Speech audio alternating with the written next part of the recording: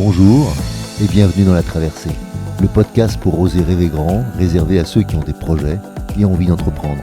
Je suis Hervé Franceschi, coach, conférencier, explorateur de l'humain et aventurier de l'entreprise. Depuis 25 ans, j'accompagne avec joie dirigeants, entrepreneurs, sportifs de haut niveau, artistes qui veulent mieux se connaître, grandir et accomplir leurs projets et acceptent de se mouiller. Dans ce podcast, explorez grâce à eux en toute intimité comment traverser vos difficultés, vos incertitudes et aussi vos réussites pour oser rêver grand et réussir vos traversées. Alors je suis très heureux de vous retrouver dans La Traversée et aujourd'hui, après l'émission de Patrice Levallois, de l'interview que j'ai fait avec Patrice, j'avais envie de vous parler de l'art de la répétition qu'il utilise pour modifier nos comportements, nos croyances. Et pour moi, c'est un moyen aussi de développer de la virtuosité. Du deuxième sujet, ça serait de pourquoi la collaboration est-elle vitale ? Pourquoi la collaboration est-elle vitale ? Et je devrais dire pour l'humanité. De la puissance de l'intelligence collective, c'est mon troisième sujet. Et le quatrième, ça serait de pourquoi vouloir réenchanter ce monde ensemble, la création. Donc bien sûr, en débriefant cette interview, je vais vous proposer comme d'habitude une histoire, celle du moine Shaolin et du maître de karaté. Et puis j'aurai un petit conte inspiré de la nouvelle de Jean Giono, L'homme qui plantait des arbres, pardon. Et j'ai trois citations qui me portent moi en ce moment dans cette traversée. Et je vous les propose. Dans la vie, on a toujours le choix. Aimer ou détester, assumer ou fuir, avouer ou mentir, être soi-même ou faire semblant, nous disait Nelson Mandela. Je vous le répète, dans la vie, on a toujours le choix. Aimer ou détester, assumer ou fuir, avouer ou mentir, être soi-même ou faire semblant. La suite, c'est de Jean-Paul Sartre, elle nous dit simplement « Nous sommes nos choix ». Nous sommes nos choix. Ou nous sommes la résultante de nos choix. Et le dernier proverbe, qui est un proverbe hindou, n'envie pas les talents d'un autre, mais perfectionne les tiens. N'envie pas les talents d'un autre, mais perfectionne les tiens. Donc voilà les trois citations qui vont m'accompagner et qui, vous le verrez pourquoi je les ai choisies, elles correspondent au sujet de ce jour. Alors commençons par pourquoi on parle de l'art de la répétition. Puisque répéter, souvent pour beaucoup de gens, c'est pas un art, c'est ennuyeux. Et ennuyeux pour celui qui le fait et peut-être ennuyeux pour celui qui le vit. Sauf que c'est oublier que c'est la répétition qui nous permet de modifier petit à petit, graduellement, un peu comme je dirais un potier fait à partir de la glaise. Petit à petit, les tours passent et il répète des gestes et le sculpteur fait la même chose et petit à petit, on voit la forme apparaître. On voit ce qui était en creux devenir en bosse et ainsi de suite. Donc c'est la répétition qui permet au photographe d'être un photographe professionnel. C'est la répétition qui permet à un nageur de devenir un Léon Marchand.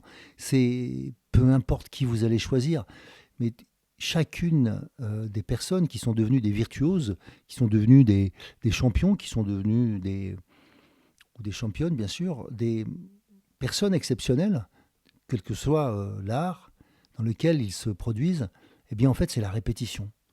Et parce que à force nous devenons une autre personne. Et j'aime bien rappeler cette histoire du moine Shaolin qui est invité, qui est reçu, ça se passe dans les années 70, à l'époque où le karaté, après le kung-fu, se développe beaucoup aux États-Unis. Donc, bien sûr, les années 70, c'est aussi les années Bruce Lee. Et donc, il y a beaucoup de gens qui s'intéressent au moine Shaolin. Et là, il y a un moine Shaolin qui arrive chez un riche propriétaire terrien américain. Et cette personne est un fou furieux du karaté. Et donc, il invite ce moine Shaolin avec un de ses apprentis et l'apprenti qui parle anglais. Et donc, à chaque fois, il y a cette conversation entre l'Américain, l'apprenti qui traduit, et la réponse que fait le moine Shaolin et vice-versa après dans la traduction qui suit. Et donc, la première question que lui pose l'Américain, c'est, en dehors de, une fois des politesses, c'est de lui dire montrez-moi comment on va faire, montrez-moi comment progresser, voilà. Et puis, tout de suite, parce qu'il est assez fier de lui, il lui montre des choses qu'il fait, il fait des katas, pour lui montrer le niveau de karaté qu'il a déjà. Et là, la réponse du maître ne se fait pas attendre, il lui dit montre-moi ton coup de poing. Alors, l'autre met un temps de réponse en imaginant qu'il va lui demander autre chose que le coup de poing. Mais en fait, non, il n'a demandé que ça. Alors il repose la question en lui disant voilà, un coup de poing c'est basique, voilà, j'espérais qu'on travaillait un peu plus loin. Et la réponse à nouveau du maître Shaolin, c'est de lui dire montre-moi ton coup de poing. Et comme ça va durer un certain temps, jusqu'au moment où l'Américain perd un peu patience et essaye de montrer plein de choses, plein de coups, plus compliqués, beaucoup plus compliqués. Il fait des demi-tours, il fait des coups arrière, avec les jambes, avec les bras. Et tout ça pour montrer des réponses qui prouvent qu'il n'a pas besoin de montrer son coup de poing, il en sait beaucoup plus que ça. Mais la réponse revient la même. Et comme il comprend, le moine Shaolin, que l'autre se sent vexé, il lui dit « Est-ce que tu as un chandelier avec une bougie ?» Il répond « Oui ». Il va chercher un grand chandelier avec une bougie qu'on met sur une table. Et à ce moment-là, il lui dit « Je vais te demander, sans toucher la flamme, de donner le coup de poing le plus fort possible, sans toucher la flamme, en direction de la flamme. » Et à ce moment-là, il le fait jusqu'à se brûler les poils, il est assez fier de lui, il a poussé un cri. Et le moine Shaolin, dans l'instant qui suit, fait le même geste, avec un cri rauque, et la flamme s'éteint, sans l'avoir touché, alors que son poing est encore à une bonne distance. Cette histoire, en fait, elle a juste pour but d'illustrer que il n'est pas juste de se méfier d'une personne qui maîtrise 1000 coups, mais beaucoup plus de quelqu'un qui maîtriserait un seul coup 1000 fois mieux que toi. Et c'est peut-être ça, le processus de la répétition, c'est d'accepter d'être transformé par le processus de la répétition.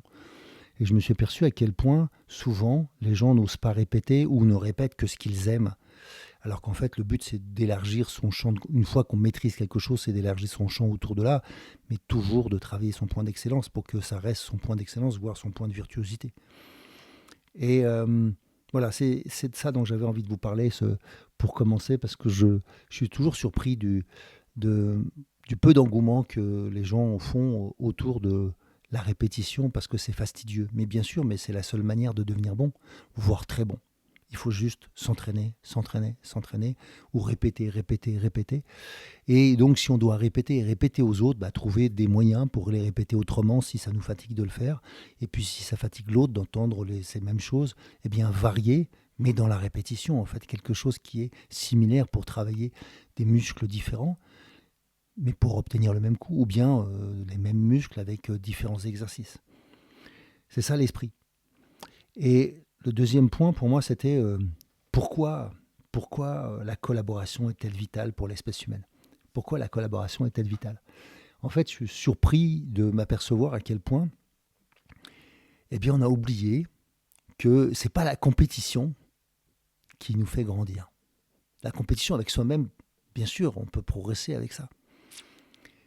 Mais la compétition entre nous, mais non, mais pas du tout. Pas du tout. Ça nous aide pas. Dans la majorité des cas, ça crée des frustrations, ça crée des jalousies, ça crée beaucoup de difficultés, et pour un résultat qui est médiocre d'un point de vue de l'équipe, d'un point de vue du groupe.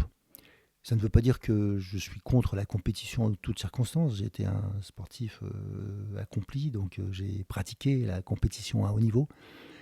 Mais pour autant, je suis persuadé que la compétition avec soi-même sert beaucoup plus que la compétition avec l'autre. Et sur la collaboration, si nous avons survécu depuis la nuit des temps, c'est grâce à la collaboration. On n'est pas l'espèce la plus rapide. On n'est pas l'espèce la plus forte. On n'est pas l'espèce avec les meilleures canines. On n'a pas l'espèce avec les crocs, les, les ongles, je sais pas, les griffes. euh, voilà. Donc on n'a pas, semble-t-il, ce qu'il faut pour réussir dans beaucoup de domaines. Pour autant, on a survécu. On commence par naître et il faut 1 an, pour certains plus, pour apprendre à marcher. J'ai bien dit apprendre à marcher. On est loin de courir et loin de se battre. Et donc, vis-à-vis d'espèces qui sont beaucoup plus rapides que nous, qui sont plus prédatrices que nous sur cette planète, on a survécu au point d'être peut-être le prédateur suprême ou ultime, tel qu'aujourd'hui on le voit sur cette planète. Eh bien, on peut comprendre qu'on a survécu grâce à cette envie de protéger notre progéniture, cette envie de s'aider mutuellement, puisque sinon, il n'y aurait eu aucun vieux qui aurait survécu. Dès qu'il y avait une maladie, ils n'auraient pas survécu. Donc on a cherché, bien sûr, à s'entraider. Et, et, et donc, ça nous a permis de survivre, de protéger nos enfants, de protéger les plus faibles, les plus démunis, et petit à petit de progresser, même si, bien sûr, une partie de la loi du plus fort s'est appliquée, mais pas obligatoirement au détriment toujours des plus faibles. Et je voudrais rappeler ici que si on n'avait pas collaboré, on ne serait pas là. Et je voudrais rappeler que dans l'entreprise, dans les associations, dans l'ensemble des familles que je vois, en fait, la collaboration, c'est ce qui va prédominer. Et donc, si je suis capable de mettre de la collaboration, puis de mettre de la cohésion, eh bien, j'aurai une équipe. Et cette équipe amènera un résultat. Et souvent, je vois que c'est l'inverse qui est fait. On cherche le résultat avant la cohésion, avant la collaboration. Mais non, le préalable, c'est la collaboration qui amène la cohésion, qui amène le résultat. Et donc, s'il y avait une chose à apprendre aux équipes, c'est à devenir une équipe. Et pour ça, ça veut dire développer de la cohésion, développer du sens du sacrifice mutuel, de l'envie d'aider l'autre, de l'envie d'accepter de ne pas, y compris pour gagner, avec un but, mais pas pour gagner seul. Et puis pas pour gagner tel que je dois être toujours le héros. Je peux être le héros de l'ombre. Et donc pour moi, c'est ça qui est essentiel. C'est que la collaboration, c'est ça qui va nous permettre de progresser beaucoup plus. Alors, lié à ce sujet, j'avais envie de vous parler de la puissance de l'intelligence collective. Et je suis assez surpris qu'on n'ait pas pu se progresser que ça. L'intelligence collective a pour fonction de redonner du pouvoir et de la responsabilité à chacun. Et puis donc, ça passera nécessairement par des expériences parfois douloureuses qui sont liées à tout apprentissage, parce que lâcher prise, accepter que tout le monde participe, faire collaborer beaucoup de gens, peut être frustrant, long. C'est toujours cette histoire de plus vite, tout seul on va plus vite, et en groupe on va plus loin. Mais à partir du moment où on est dans un bateau dans lequel on met l'humanité, on n'est pas en train d'avancer tout seul. Un bateau de cette taille-là, c'est pas possible. Donc il faut définir une société qui fonctionne sur le préventif et non plus sur le curatif. Il faut définir une société qui travaille sur le pédagogique et non pas sur le répressif. C'est ça que l'intelligence collective nous permet. Et donc, bien sûr, nous aurons des peurs, bien sûr, il y aura de l'insécurité dans ce grand paquebot, dans ce grand bateau dans lequel on est tous, mais ça fait partie de la vie. Et c'est pour ça qu'il existe le courage ou l'intelligence, notamment pour nous permettre de grandir et d'expérimenter le meilleur de nous, le meilleur de vous. Voilà, tout simplement. Et pour ma part, je suis... j'aime rappeler qu'en fait, pour développer cette intelligence collective, il est nécessaire d'apprendre à écouter. C'est la quintessence, c'est vraiment une condition nécessaire. Pas toujours suffisant, mais une condition nécessaire.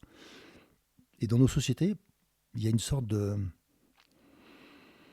je ne sais pas comment on va appeler ça, mais une sorte de prise de pouvoir autour de la prise de parole, et avec une force et une sauvagerie qui est rare en fait.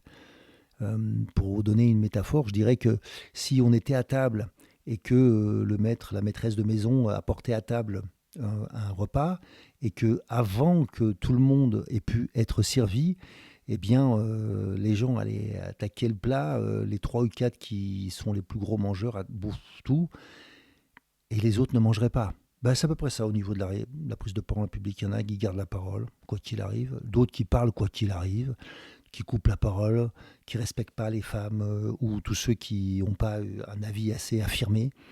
Et puis tous ceux qui ont une capacité plutôt analytique et lente, parce qu'ils ont beaucoup de données à analyser avant de répondre, et qui peuvent avoir donc des réponses peut-être plus probantes, plus fournies. Et bien ceux-là, de toute façon, ils n'ont même pas le temps de parler parce qu'on ne les écoute pas. On n'a pas fait en sorte de pouvoir leur donner la parole avant ou de leur donner le sujet avant. Et donc, on ne valide que les gens qui sont les plus rapides, mais qui ne sont pas obligatoirement les plus intelligents. L'intelligence et la rapidité, c'est 2 choses complètement différentes. Et donc, voilà. Donc, pour moi, une des réponses rapides pour dire pourquoi il n'y a pas d'intelligence collective, c'est que l'éducation à l'écoute est faible. L'éducation à la patience est faible. On est dans un système qui veut tout accélérer. Et moi qui peux être aussi impatient, je sais que j'ai appris à attendre, à écouter. Des fois, j'y arrive pas bien.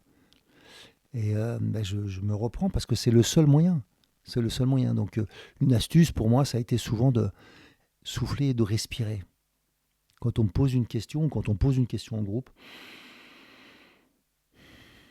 et puis je fais ça et ça laisse déjà le temps d'autres de parler plutôt que si j'ai déjà parlé, de ne pas revenir sur moi.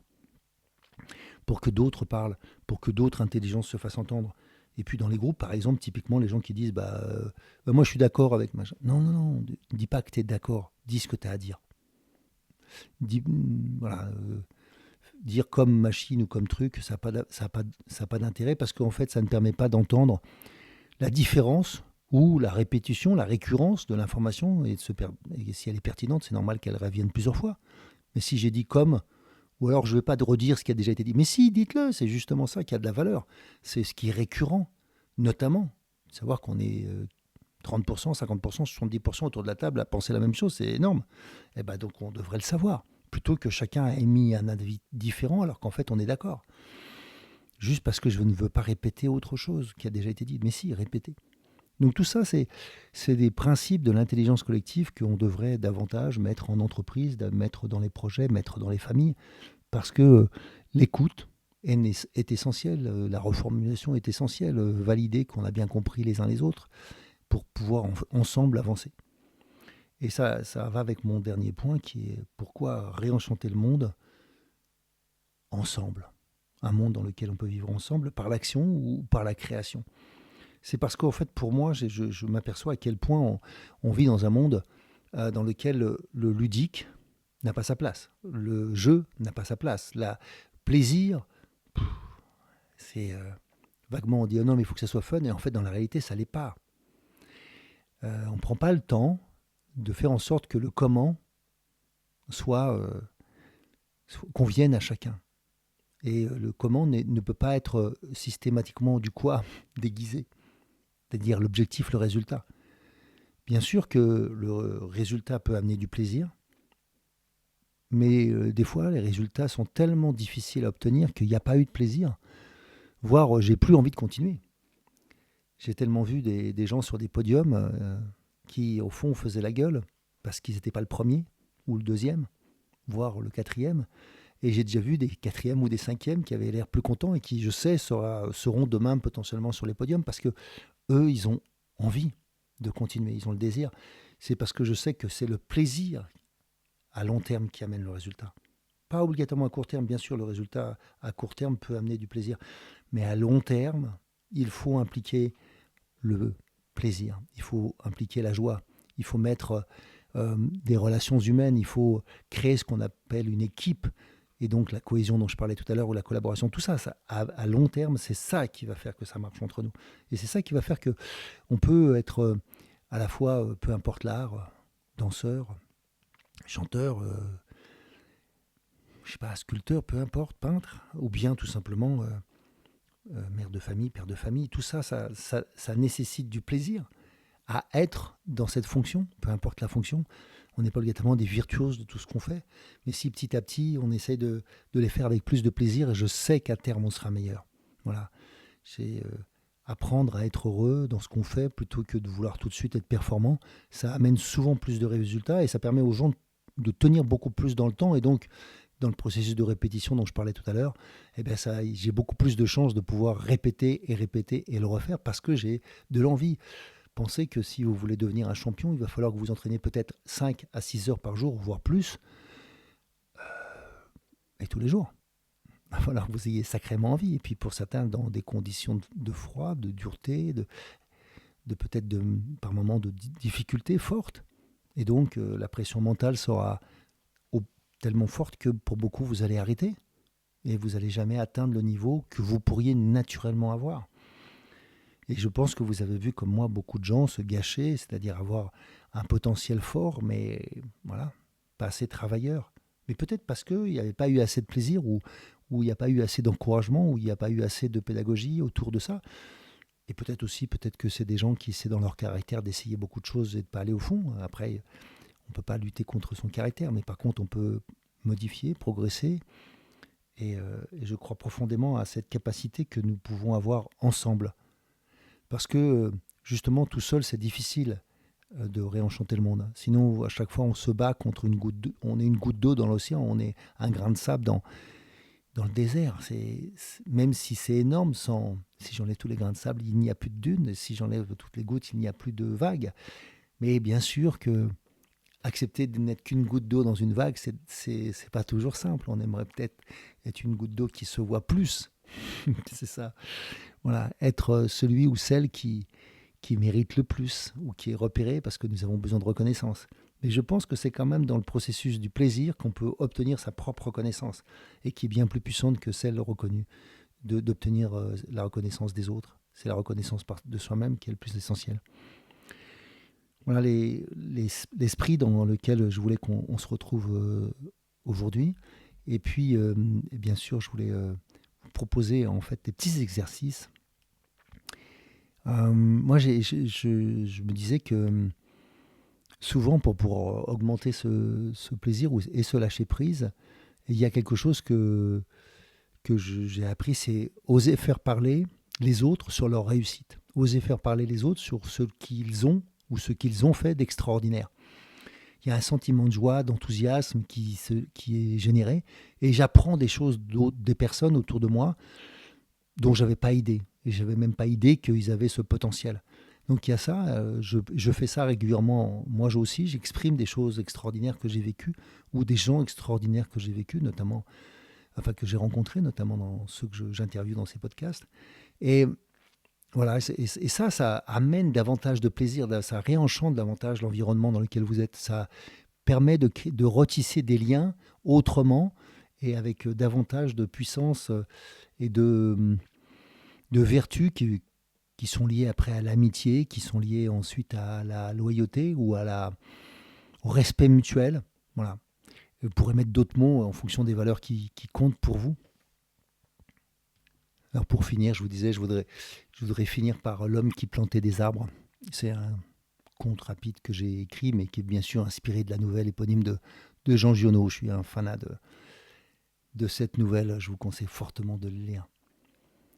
L'histoire se passe en Provence, dans une région dont vous diriez que la désolation s'est abattue sur l'endroit. Le vent y est puissant, il souffle en bourrasque. On a l'impression qu'il est capable d'arracher des arbres ou les volets des maisons. Et d'ailleurs, la majorité des villages sont abandonnés. Difficile même de parler de village, car il ne reste que des ruines. Pourtant, quelqu'un vit là. Une personne, un berger, avec son troupeau. Et comme tous les bergers, il dort avec son troupeau. Et lorsque c'est la saison, il retourne chez lui, plus spécialement en hiver. Et là, le soir, il fait quelque chose de particulier. Il trie des glands de chêne. Il en a des centaines, je devrais dire des milliers. Tous les soirs, assis devant sa cheminée avec son chien, il les trie pour être sûr de garder les meilleurs. Et quand vient la saison, il sort avec un grand pic pointu en fer, il fait des trous dans le sol et il plante ses glands. Et il plante comme ça des milliers et des milliers d'arbres. Je devrais dire de chênes. Il avait jugé que ce pays mourrait par manque d'arbres. Il avait résolu de reboiser la contrée. Et si vous aviez pu avoir la chance de le croiser et de vous promener avec lui, vous auriez pu voir à quel point il avait reboisé. C'était absolument gigantesque. Pendant des années, il n'a planté que des chênes. Puis, il a planté des caroubiers, des micocouliers et d'autres essences encore. Et dans ce qui était anciennement une plaine, une vallée perdue et des monts perdus où plus personne ne vivait, à nouveau, l'eau coulait. Les sources renaissaient, le gibier revenait. Et évidemment, jour après jour, les villages se reconstituaient. La vie renaissait. Et si vous y aviez passé 20 ans à construire, vous pourriez voir à quel point ce paysage était devenu extraordinaire. Alors je vous pose la question. Et vous, que semez-vous ? Que semez-vous au point de le faire pendant 20 ou 30 ans ? La répétition. Pour qu'un paysage, un environnement, une famille, votre entreprise, votre projet puisse changer ou arriver à terme. À vous de voir. À bon entendeur, salut. Si vous aussi vous vivez une traversée et souhaitez vivre vos rêves plutôt que rêver votre vie, alors je vous invite à découvrir mes conférences et tous mes ouvrages sur mon site hervéfranceschi.com. Et bien sûr, si vous aimez ce podcast, favorisez sa diffusion en lui donnant 5 étoiles sur Apple Podcast ou mettez un pouce sur ma chaîne YouTube ou encore sur votre plateforme de podcast préférée. Et surtout, abonnez-vous pour ne manquer aucun épisode. Merci de votre écoute et à très bientôt sur La Traversée.